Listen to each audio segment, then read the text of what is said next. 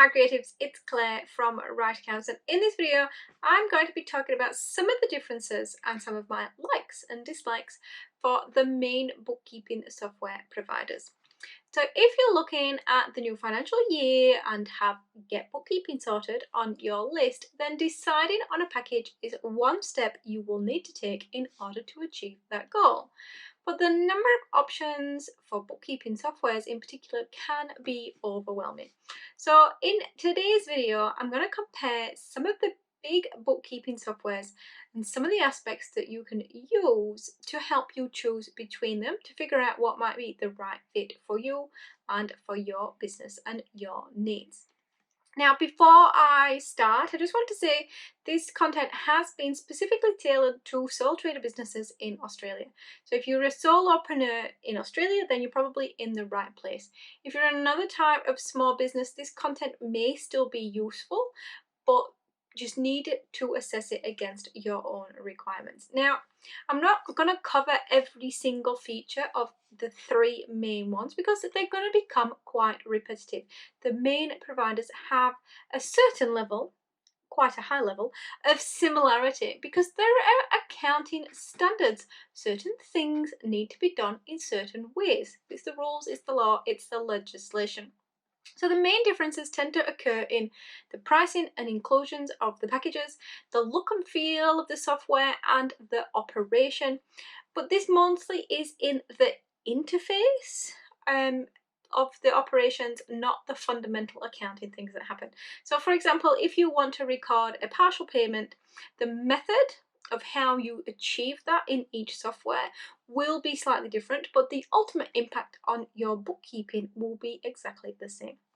So, in alphabetical order only, and remember these are my personal opinions, I'm just going to deal with them one by one.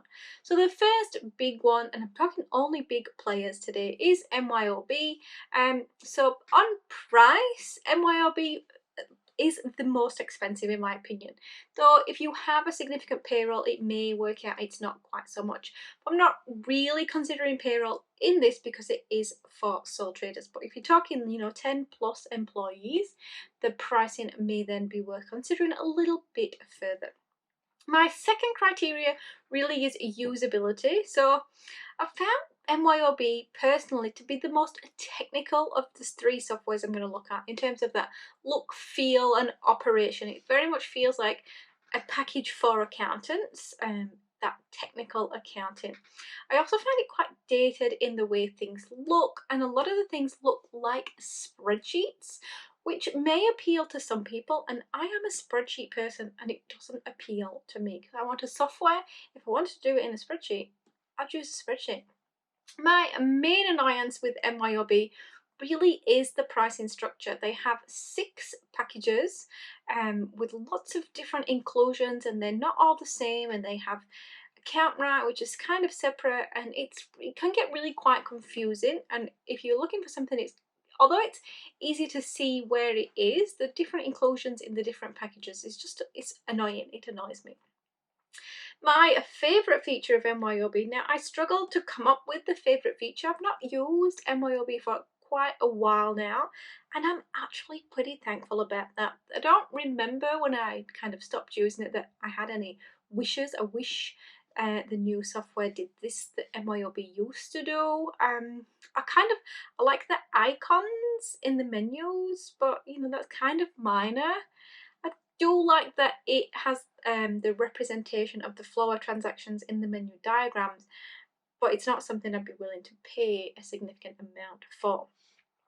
So my MYOB summary would be, well, if you ever want multi-currency, or you want kind of the higher levels and you have a Mac, then MYOB will not work for you. Well, because it's really expensive to get multi-currency, $140 a month to get multi-currency, and only half the packages work on a Mac. So I find that really odd if it's a desktop, not desktop, a web-based software. Like, why is it not supported on Mac? Anyway, MYOB is not my favourite. The second package we will take a quick look at is QuickBooks. Now, QuickBooks, from a pricing perspective, I think has the best pricing structure. They don't have the limits on the number of transactions that MYOB and Xero do, so you're not limited on invoices or expenses or on bank reconciliation. Also, you get multi-currency, inventory management, and payroll at that kind of fairly cheap price. They come in fairly early with those. In terms of usability, for me, QuickBooks sits between MYOB and Xero on the learning curve thing. The thing I've struggled with the most is kind of that finding the exact report I want, because the names just don't really seem to align to what the reports are. Although that's not my main annoyance. My main annoyance really is that entry-level package doesn't have recurring transactions, so no payment plans, no memberships or subscriptions, and no auto-generated recurring expenses. So you can't set a monthly bill just to keep redrafting, which I find a little bit annoying, but it does come in the next level package, that mid package, which actually is still good value. My favourite feature of QuickBooks is the banking rules. Now, all the packages have banking rules, but the way QuickBooks does it is, I find, the easiest. So a banking rule allows you to set a rule, and then QuickBooks will apply that rule to all the transactions that come through with that criteria. So but doesn't just apply, it actually then takes it out of your bank feed, so you don't have to approve or review it. So for example, if you consistently shop at Lincraft and you buy only materials, you can set that as a rule, and it will then automatically apply the category of materials to all the transactions that come through on your bank account from Lincraft. So singularly, that doesn't seem like a big deal, but when you apply that to all your regular suppliers, it can become a real lifesaver. Or maybe not a lifesaver, but a real time hack. So in summary, QuickBooks actually is my go-to recommendation for clients who are registered for GST because of the price and the ATO integration and that kind of easy to learn. And it also is good for like scaling up in business. That multi-currency comes in well, inventory management comes in pretty good too. So that's QuickBooks. The third major one, as you probably heard me mention before, is Xero. Now, Xero initially seems expensive, but then you compare it to MYOB and it's not as expensive. So it's second in terms of pricing, and the same with MYOB. The limit on transactions just is really frustrating, particularly on the bank account, because there's not really a way to get around that if you still want to be able to reconcile your bank account, which is something you should be doing. In terms of usability, people really claim MYOB is the easiest to learn, and I probably agree. I do like their reports. They're the best of the all three. They're easy to navigate, they're grouped, they're named well, so it's easy to understand what they are before you open it. And they're pretty easy to customize as well once you open the report, and you can tweak a few things. My main annoyance with Xero is also around bank rules. They're just not as easy to set up as some of the others, and it just takes the really easy feature, the bank rules feature, and it just seems to have made it harder than it needs to be. There's a lot of different criteria, they're all presented at once. Rather than just kind of taking a sample and creating that into a bank rule, I found they just made it harder than it needed to be.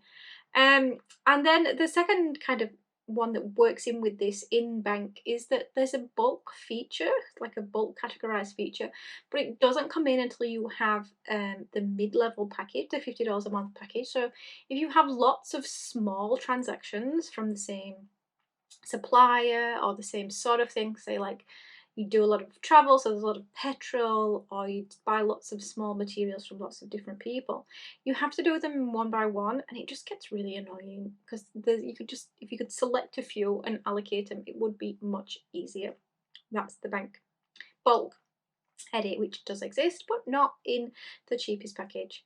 My favorite feature actually is the way the menus are set out, and it seems like a minor thing, you know, the way the menus are set out seems like such a minor thing, but it's my favorite because it really does make things easy to find. That what's in each menu is actually quite logical, and you're not kind of finding switching between activities takes like more mental processing of where are this, where is that. The menus are actually really good.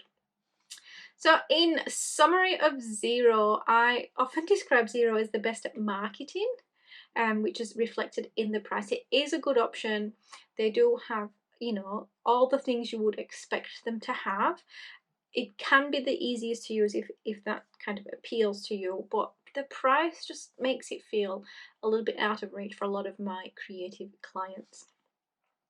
In terms of alternatives to the big three, there are a number of other bookkeeping softwares I haven't included in this blog on purpose. Some I have specific blogs on them: with Rounded Sage, SlickPie, Accounting, ZipBooks. You know, there's probably some information on the website on all of those, and if there isn't, there will be shortly.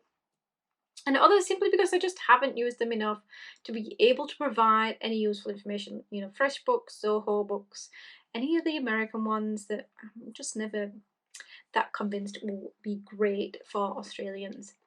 Now, my opinion really is, if you're going to subscribe to a bookkeeping software, and this isn't a given for me, like you don't have to purchase a bookkeeping software subscription, then but if you are going to, I tend to recommend the main providers because they are much better placed to deal with changes. They have a huge client base, so they've seen pretty much every scenario and option there is.